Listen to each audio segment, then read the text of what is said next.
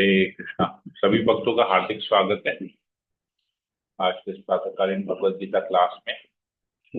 तो आज हम लोग भगवत गीता का दूसरा भाग पढ़ने जा रहे हैं। तो भगवत गीता के 3 भागों में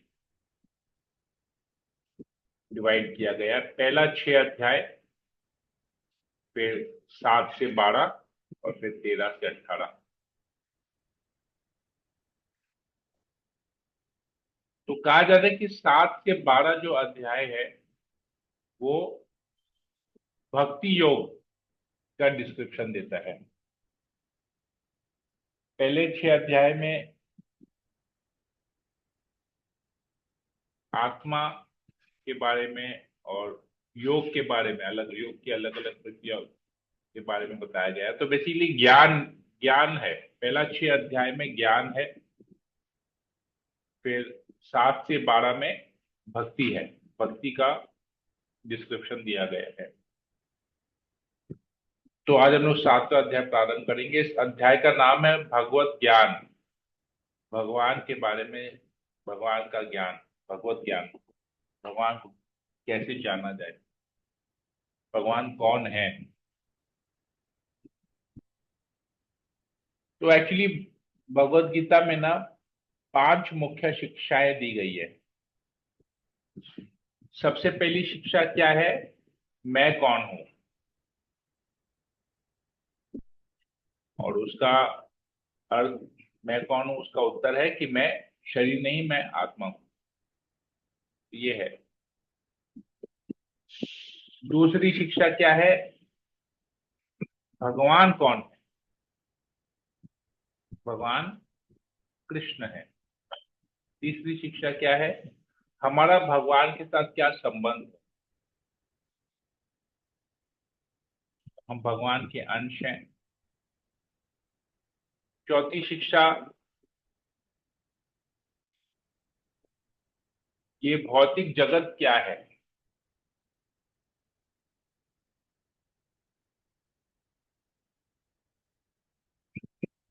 और पांचवा शिक्षा, हम भगवान के साथ अपने संबंध को कैसे स्थापित कर सकते हैं, पुनः स्थापित कर सकते हैं, भूले हुए संबंध को कैसे स्थापित कर सकते हैं। तो पहले 6 अध्याय में हम पढ़ते हैं मैं कौन हूं।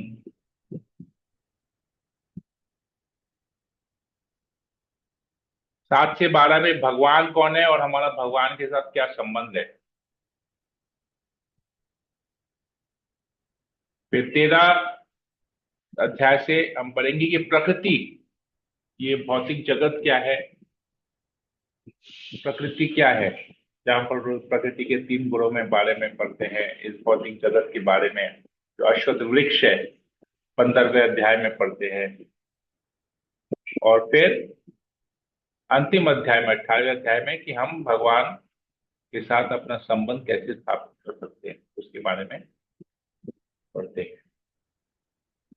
तो ये डिवीजन है भगवत गीता का। तो आज हम लोग भक्ति के बारे में पढ़ेंगे। 7 से 12 अध्याय, जहां पर केवल भगवान ने भक्ति के ऊपर स्ट्रेस दिया। भक्ति मतलब जीव और भगवान का क्या संबंध है, उसके बारे में स्ट्रेस दिया गया है।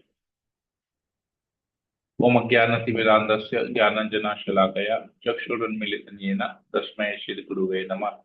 नमो विष्णुपादाय कृष्णप्रेष्ठाय भूतले श्रीमते भक्तिवेदांत स्वामिनिति नामिने। नमस्ते सरस्वती देवे गौरवाणी प्रचारिणे निर्विशेष शून्यादि पाश्चात्य। हे कृष्ण करुणा सिंधु दीनबंधु जगत्पते गोपेश गोपिका कांत राधा कांत नमोस्तुते। तप्त कांचन गौरांगी राधे वृंदावनेश्वरी भानुसुते देवी परमामी हरि। अच्छा कल्पतरुभ्यश्च कृपा सिन्धुभ्यैव च पतितानां पावनेभ्यो वैष्णवेभ्यो नमो नमः। जय श्री कृष्ण चैतन्य प्रभु नित्यानंद श्री अद्वैत गदाधर श्री गौर भक्त हरे कृष्णा कृष्णा कृष्णा हरे हरे। वृंदाचरण की जय। ओम नमो भगवते वासुदेवाय। ओम नमो भगवते वासुदेवाय। ओम नमो भगवते वासुदेवाय। भगवत गीता अध्याय 7। आज हम लोग पढ़ेंगे श्लोक 1 से 7 तक और उसके ऊपर चर्चा करेंगे। अध्याय का नाम है भगवत ज्ञान। तो भगवान कहते हैं,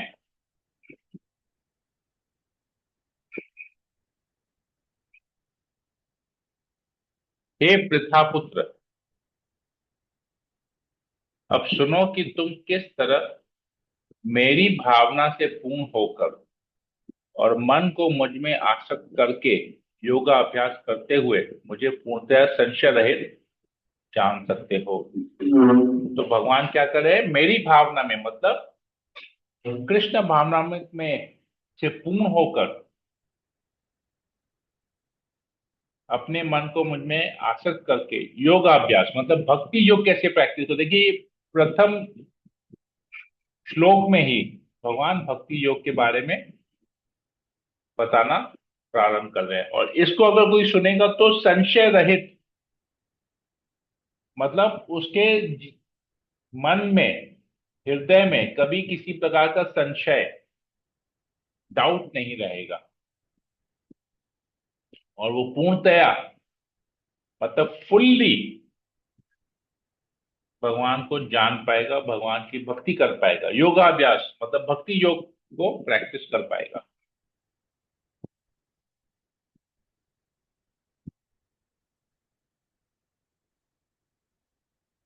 आगे कहते हैं भगवान, अब मैं तुमसे पूर्ण रूप से व्यवहारिक तथा दिव्य ज्ञान कहूंगा।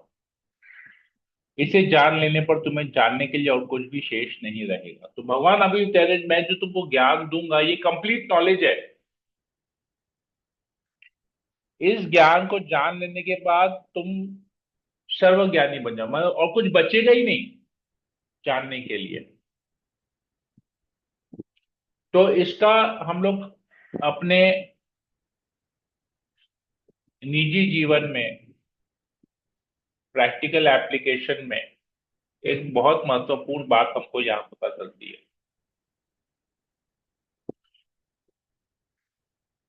कि भगवान यहाँ पर जो ज्ञान दे रहे हैं अर्जुन को, वो सबसे ऊपर है, परम ज्ञान है।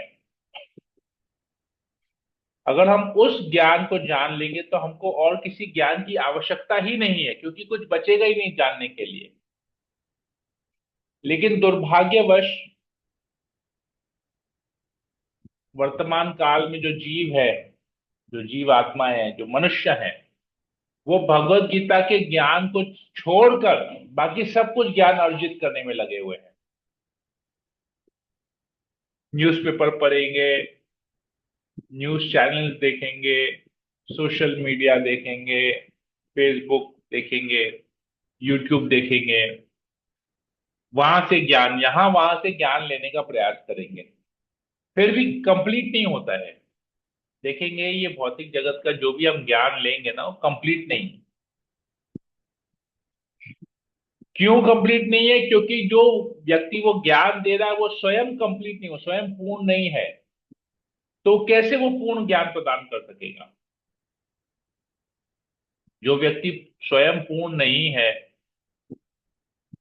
वो कैसे दूसरे व्यक्ति को पूर्ण ज्ञान दे पाएगा? अगर आपके पास लाख रुपया नहीं है, अगर आप लखपति नहीं है, आपके पास 1 लाख रुपया नहीं है, तो क्या आप 1 लाख रुपया किसी और को दान दे पाएंगे? संभव नहीं है। आपके पास जो चीज है नहीं, आप वो कैसे दूसरों को दे पाएंगे?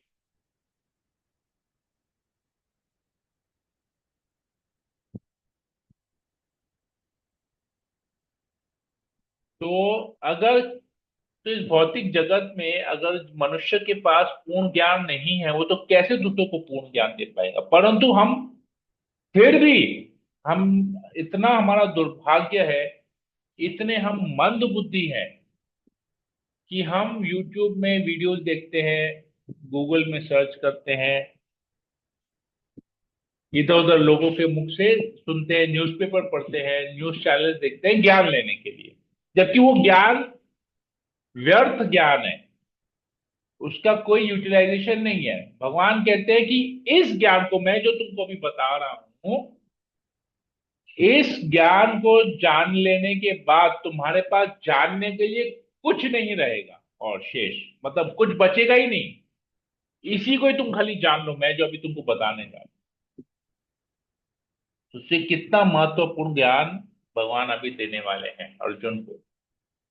और हमारे गुरुजनों की कृपा से, गुरु परंपरा की कृपा से हम भी उस ज्ञान को अभी यथा रूप में जान पा रहे हैं। कहते हैं कई हजार मनुष्य, बहुत ही सुंदर श्लोक है। मनुष्याणाम सहस्रेषु कश्चित् दत्तति सिद्धये जितात्मपि सिद्धानाम कश्चित् माम वेति तत्वतः। कई हजार मनुष्य, मनुष्य नाम सहस्रेषु, हजारों हजारों में कोई एक ऐसा मनुष्य बनता है, कोई एक ऐसा सिद्धि के लिए प्रयत्नशील होता है। कोई एक व्यक्ति, कोई एक मनुष्य, हजारों मनुष्यों में कोई एक मनुष्य सिद्धि के लिए प्रयत्नशील होता है, मतलब वो सिद्धि प्राप्त करने का प्रयास करता है। और इस तरह सिद्धि प्राप्त करने वालों में से विरला ही कोई मुझे वास्तव में जान पाता है। तो अगर भगवान को जानना है तो आप हजारों में क्या, हजार इंटू हजार, आप करोड़ों में एक हैं। अगर आप इस ज्ञान को, जो तत्वतः है, ये जो ज्ञान है तत्व है, भगवान का जो ज्ञान है, जो भगवत ज्ञान है, अगर इसको कोई जान पाता है तो वो करोड़ों में एक है। तो आप स्वयं देख सकते हैं कि अगर आपके पास भगवत गीता है और आप भगवत गीता का प्रैक्टिस कर रहे हैं, भगवत गीता को पढ़ रहे हैं, अगर डेली क्लास अटेंड कर रहे हैं, तो कितने लोगों को आप स्वयं जानते हैं जो इस प्रकार प्रतिदिन भगवत गीता का पाठ करते हैं या भक्तों के साथ मिलकर चर्चा करते हैं, क्लास करते हैं। आपको स्वयं समझ में आ जाएगा कि आप कैसे करोड़ों में एक हैं। तो बहुत रेयर है जो भक्त का जो स्पीसीज है ना, जो भक्त की जो योनि है, जैसे शेर की योनि होती है और अलग अलग पेड़ों की, पौधों की, सबकी योनियां होती है, वैसे ही मनुष्य योनि बहुत रेयर है। लेकिन मनुष्य योनि में भी भक्त बनना, भक्ति करना, भगवत गीता का ज्ञान सही परंपरा से यथा रूप में एक्सेप्ट करना, स्वीकार करना, पढ़ना, तो बहुत रेयर है। भगवान स्वयं कह ले विरलय है, विरलय, विरलय मतलब रेयर। भगवान कहते हैं ये पृथ्वी, जल, अग्नि, वायु, आकाश, मन, बुद्धि तथा अहंकार, ये 8 चीजें मेरी भिन्ना अपरा प्रकृतियां है। ये हमने पहले चर्चा किया था जब हम लोग दूसरा बुक पढ़ रहे थे, उसमें हमने चर्चा किया था। पृथ्वी, जल, अग्नि, वायु, आकाश, ये 5 स्थूल तत्व है जिससे ये शरीर बना हुआ है। और मन, बुद्धि तथा अहंकार ये सूक्ष्म है जिससे सूक्ष्म शरीर बनता है। तो ये 8 की 8 चीजें भगवान की अपरा, भिन्न प्रकृतियां हैं, मतलब इंफीरियर एनर्जी है। अपरा मतलब इंफीरियर एनर्जी। तो हमने 3 प्रकार की शक्तियां पढ़ी थी, इंफीरियर एनर्जी, सुपीरियर एनर्जी और मार्जिनल एनर्जी। अपराशक्ति, पराशक्ति और तटस्था शक्ति। तो ये गीता में हमने पहले भी चर्चा करके हमने इसके बारे में पढ़े हैं। तो ये जो भौतिक जगत है, ये भगवान की अपराशक्ति है। ये जो जो पंच पदार्थ से, पंचभूत से जो हमारा ये शरीर बना हुआ है, और जो 3 सूक्ष्म तत्व से, तो ये जो स्थूल शरीर और ये जो सूक्ष्म शरीर है, ये भगवान की अपराशक्ति है, इंफीरियर एनर्जी है। भगवान कहते हैं हे महाबाहु अर्जुन, इनकी अतिरिक्त मेरी एक अन्य पराशक्ति है, सुपीरियर एनर्जी है, पराशक्ति, जो इन जीवों से युक्त है, मतलब ये जीव आत्माएं मेरी पराशक्ति है, जो इस भौतिक अपरा प्रकृति के साधनों का विदोहन कर रहे हैं। तो वो लोग, ये जो मेरी जो पराशक्ति है, मेरी जो सुपीरियर एनर्जी है, जीवात्माएं हैं, वो क्या कर रही है, इस भौतिक जगत में अपराशक्ति को विदोहन कर रहे हैं, मिसयूज कर रहे हैं, एक्सप्लॉइट कर रहे हैं। उनको लगता है, मेरी जो पराशक्ति है, जो ये जीव है, उनको लगता है कि वो लोग स्वामी हैं और वो लोग इस प्रकृति को भोग करने का प्रयास कर रहे हैं। लेकिन वो प्रकृति मेरी शक्ति है, उनकी नहीं है। वो लोग भी मेरे शक्ति हैं। तो पराशक्ति क्या कर रही है, अपराशक्ति को का विदोहन कर रही है, एक्सप्लॉइट कर रही है, स्वामित्व जताने का प्रयास कर रही है। तो जिसकी वजह से वो लोग इस भौतिक जगत में इनका पतन हो रहा है। तो सारे प्राणियों का उद्गम इन दोनों शक्तियों में है। तो जितने भी जीवात्माएं हैं, ये सब इन दो शक्तियों में ही इनकी उत्पत्ति होती है। इसके बाहर कुछ नहीं है, परा और अपरा के बाहर कुछ नहीं है। इस जगत में जो कुछ भी भौतिक तथा आध्यात्मिक है, उसकी उत्पत्ति तथा प्रलय मुझे ही जानो। कहते तो भगवान कहते हैं सब कुछ मेरे हैं। अब अगर तुम किसी भौतिक दृष्टि से देख रहे हो, मतलब तुम इस स्थूल शरीर को देख रहे हो भौतिक दृष्टि से, वो भी मेरी है। और अगर तुम रियलाइज करते हो कि तुम शरीर नहीं, तुम आत्मा हो, तुम सचिद आनंद हो, ये तुम्हारा आध्यात्मिक, तुम्हारा वास्तविक परिचय है, तो वो भी मेरा ही है। तो जीव आत्माएं जो हैं, वो मेरे ही अंश हैं, मुझसे अलग कुछ नहीं है। ये सब कुछ मेरे ही है। मैं सुप्रीम प्रोप्राइटर हूं, मैं सबका स्वामी हूं, भगवान ये बता रहे हैं। तो जो भी तुम देख रहे हो इस जगत में, चाहे वो भौतिक हो चाहे आध्यात्मिक हो, मेरी ही शक्ति है। अगर हम भगवान के किसी श्री विग्रह को देखते हैं, हमको साधारणतः लगता है कि वो मार्बल पत्थर का बना हुआ है, परंतु वो भगवान की शक्ति है, वो भगवान की आध्यात्मिक शक्ति है। वो भौतिक शक्ति नहीं है, आध्यात्मिक शक्ति है भगवान की। अगर वही श्री विग्रह को हम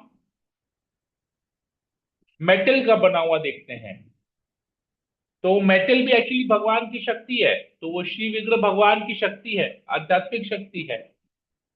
भले ही मेटल भौतिक पदार्थ हो, पत्थर भौतिक पदार्थ हो, परंतु जब वो भगवान के आकार में आता है, तो वो आध्यात्मिक शक्ति बन जाती है। वही मार्बल जब हमारे जमीन में लगता है फर्श, तो वो भौतिक शक्ति है भगवान की। लेकिन जब उससे भगवान का एक विग्रह बनता है, वो अब शक्ति आध्यात्मिक हो जाती है।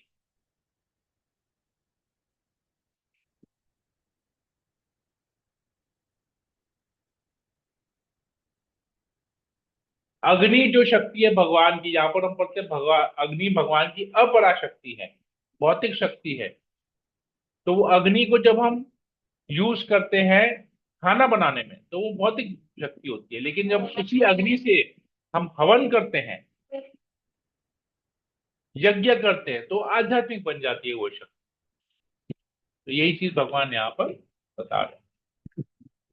तो भगवान कहते हैं, हे धनंजय, मुझसे श्रेष्ठ कोई सत्य नहीं है। जिस प्रकार मोती धागे में गुथे रहते हैं, उसी प्रकार सब कुछ मुझ पर ही आश्रित है। तो हम एक मोती की माला देखते हैं। मोती की माला क्या होती है, एक रस्सी में, एक धागे में मोतियां गुंथी हुई रहती हैं। तो भगवान कहते हैं, मैं ही वो धागा हूं जिसमें मेरी सारी शक्तियां गुथी हुई है।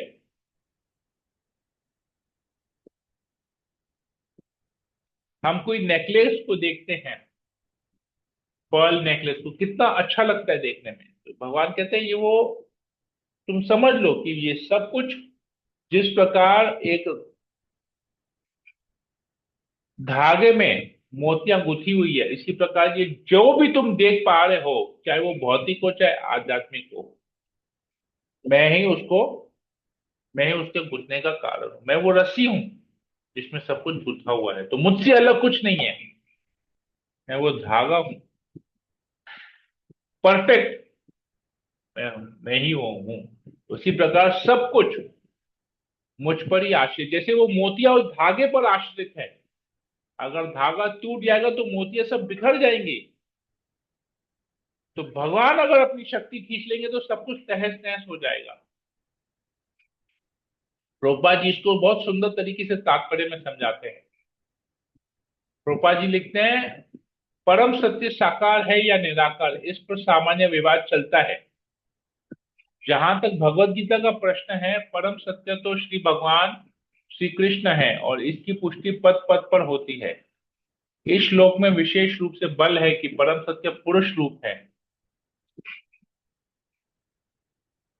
इस बात की कि भगवान ही परम सत्य है ब्रह्म संहिता में भी पुष्टि हुई है। ईश्वर परम कृष्ण सच्चिदानंद विग्रह, परम सत्य श्री भगवान कृष्ण ही है जो आदि पुरुष है। समस्त आनंद के आगार गोविंद हैं और वे सर्वो सच्चिदानंद स्वरूप हैं। ये सब प्रमाण निर्विवाद रूप से प्रमाणित करते हैं कि परम सत्य पुरुष है जो समस्त कारणों का कारण है।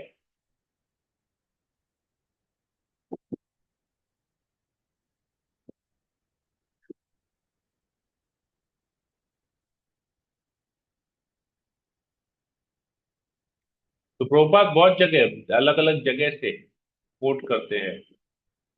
एक जगह कोट करते हैं कि उन परम पुरुष से बढ़कर कोई सत्य नहीं, क्योंकि वे श्रेष्ठतम है। वे सूक्ष्म से भी सूक्ष्मतर हैं और महान से भी महानतर हैं। वे मुख वृक्ष के समान स्थित हैं और दिव्य आकाश को प्रकाशित करते हैं। जिस प्रकार वृक्ष अपनी जड़ें फैलाता है, तो ये भी अपनी विस्तृत शक्तियां का प्रसार करते हैं। मैं उन भगवान को जानता हूं जो अंधकार की समस्त भौतिक अनुभूतियों से परे हैं।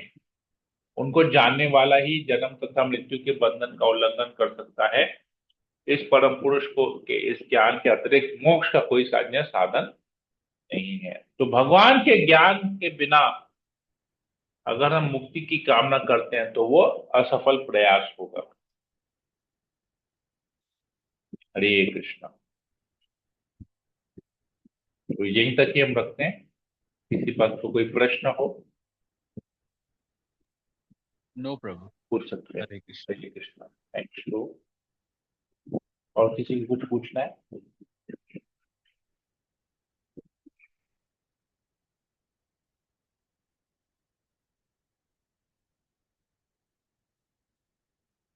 नहीं प्रभु जी, हरे कृष्णा, दंडवत प्रणाम। हरे कृष्णा।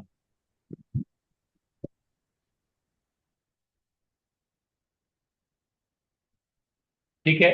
तो मैं फिर आशा करता हूँ कि सब लोगों को आज हमने जो भी अध्ययन किया वो क्लियर हो गया। दोबारा कल फिर मिलेंगे आगे और प्रभु श्लोकों जी का। एक बात पूछनी थी। हरे कृष्णा। हरे कृष्ण। प्रभु जी जैसे पूछिए। मैंने यहाँ से ऑन किया तो मेरा हुआ, अब म्यूट हो गया। अब मैंने ऑन किया, हो गया, परंतु उसी प्रभु जी की क्लास में मेरा खुला रह गया था। कैसे प्रभु जी? वो यहाँ से तो मेरा म्यूट था, या ये मैं जो यहाँ पे हमारा पार्टिसिपेट वाला होता है वहां से खुला रहने से गया है वॉइस? प्रभु जी क्या करते हैं, सबको म्यूट करके रखते हैं। अभी जैसे मैं आपको, ओके, अभी मैं आपको म्यूट कर रहा हूं, आप अपने आप को अनम्यूट नहीं कर पाएंगे। देखिए, आप जितना भी प्रयास करेंगे कोई अपने आप को अनम्यूट नहीं कर पाएगा। ठीक है। आप जितना भी अनम्यूट का बटन दबाइए, अनम्यूट नहीं होगा। अभी आप अनम्यूट का बटन दबाइए, देखिए आपका अनम्यूट हो जाएगा। नहीं, वो समझ गए प्रभु जी, यहाँ से मेरा म्यूट ही था, परंतु फिर उनको कैसे गया मेरा आवाज? यहाँ से मेरा म्यूट ही था, पर पार्टिसिपेट जहाँ है शायद वहां मैंने हाथ उठाया था तो वहां से हाँ, गया। वहां से ओके हुआ होगा तो उन्हें अनम्यूट किया होगा आपको, इसीलिए। ओके ओके, ठीक। हरे कृष्ण। हरे हरे कृष्णा प्रभु जी, दंडवत हरे प्रणाम। कृष्ण। नमस्ते, बोलिए। जी मैम। प्रभु जी, आपने जैसे बताया कि बहुत ही मतलब कि हजारों ऐसे करोड़ों लोगों में कोई बिरला लोग ऐसे होते हैं, बिरला व्यक्ति ऐसा होता है जो भगवान को जान पाता है या ये जान भक्ति में पाता है।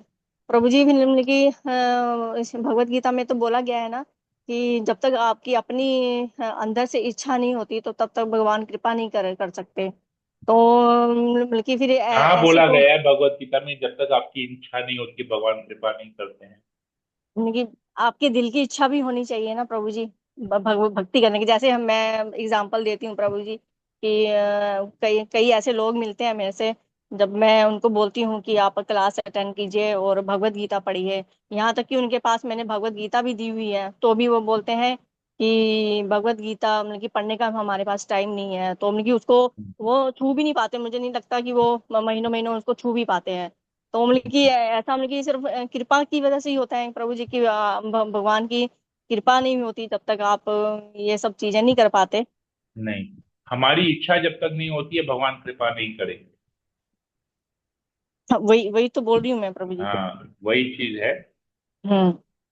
तो मतलब कि हमारी इच्छा कितनी प्रबल होनी चाहिए, ये इच्छा शक्ति के ऊपर ही होता है ना डिपेंड, कि हाँ राइट। इतने सारे लाखों करोड़ों लोगों में मतलब हमारी कि हमारी प्रबल इच्छा के कारण हम करोड़पति बनने का प्रयास करते हैं। कितना प्रयास करते हैं, लेकिन करोड़पति बन पाते हैं? नहीं बन पाते। करोड़पति बन भी जाते हैं, लखपति बन भी जाते हैं, तो भी टेंशन हमेशा बना रहता है। प्रयास किए जा रहे हैं, किए जा रहे हैं, किए जा रहे हैं।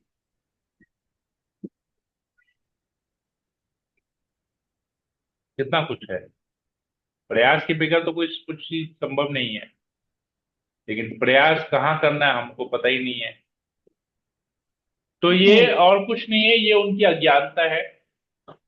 उनके पूर्व जन्म का सब कुछ है। पूर्व जन्म के कर्मों के ऊपर में भी बहुत कुछ डिपेंड करता है।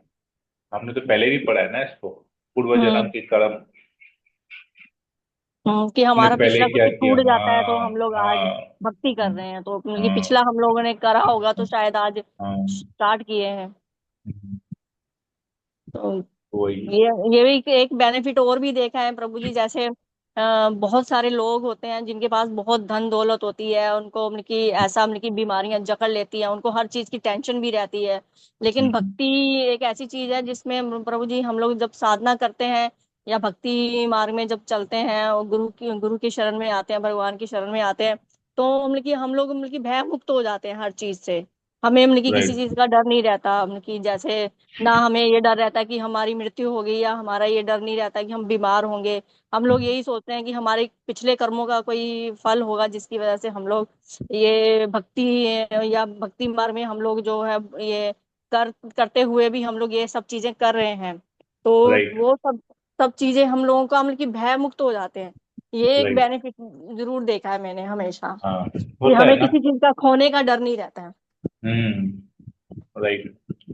सही बात है। क्योंकि जो सब चीज के स्वामी हम उसके पास चले गए ना, अब वो स्वामी देखेंगे हम्म। हमको। हाँ, हम लोग अपने आप को मतलब कि हम्म। एक दास बन जाते हैं, तो उसमें हम लोग को हम्म। खोने का डर नहीं रहता है तब। राइट। भगवान की शरण में चले गए ना, तो और कुछ खोना ही नहीं है, पता है जो भी सब खाली मिलना ही है। हाँ। ठीक है, वेरी गुड। हरे कृष्ण। हरे और कृष्णा। किसी को कुछ पूछना है या कुछ शेयर करना है?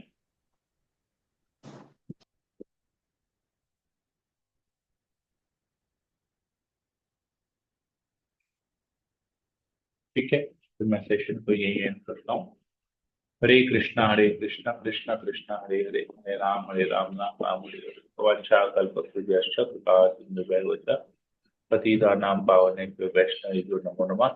मेल भक्तवृंद की जय, श्रील प्रभुपाद की जय, भगवद गीता की जय। हरे कृष्णा।